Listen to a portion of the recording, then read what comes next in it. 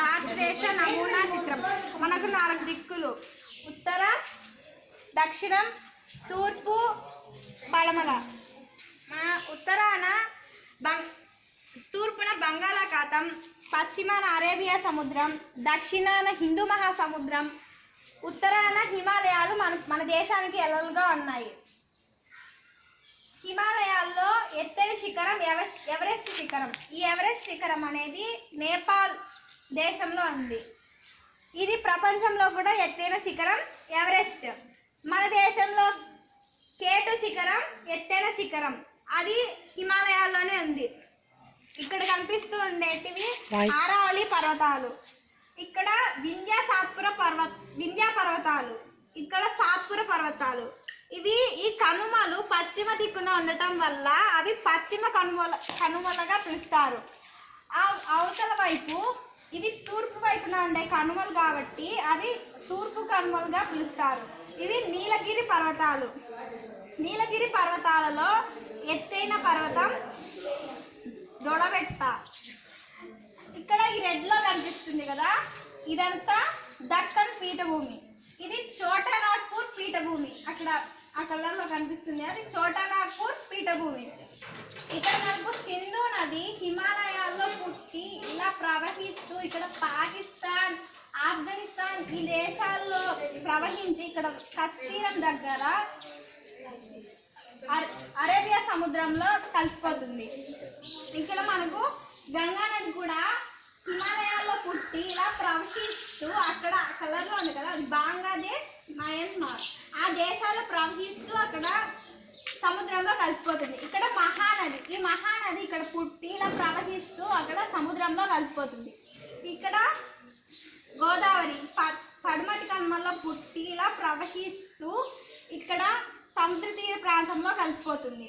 ఇక్కడ కృష్ణానది కూడా పశ్చిమ కనుమల్లో పుట్టి ఇలా ప్రవహిస్తూ ఇక్కడ కలిసిపోతుంది, సముద్రంలో కలిసిపోతుంది.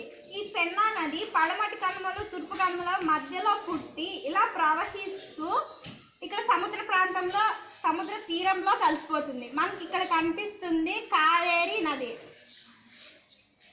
ఇది తారెడారి. మన భారతదేశంలో ఉన్న ఎడారి ఏంటంటే అది తారెడారి, అది రాజస్థాన్లోనే ఉంది. ఇక్కడ మనకు తీర ప్రాంతం, ఈ ప్రాంతం ఇదంతా తీర ప్రాంతం. ఇక్కడ ఈ గ్రీన్ కలర్ లో ఉండేదంతా కనుమల ద్వారా ఏర్పడిన మైదాన ప్రాంతం, ఈ గ్రీన్ కలర్ లో.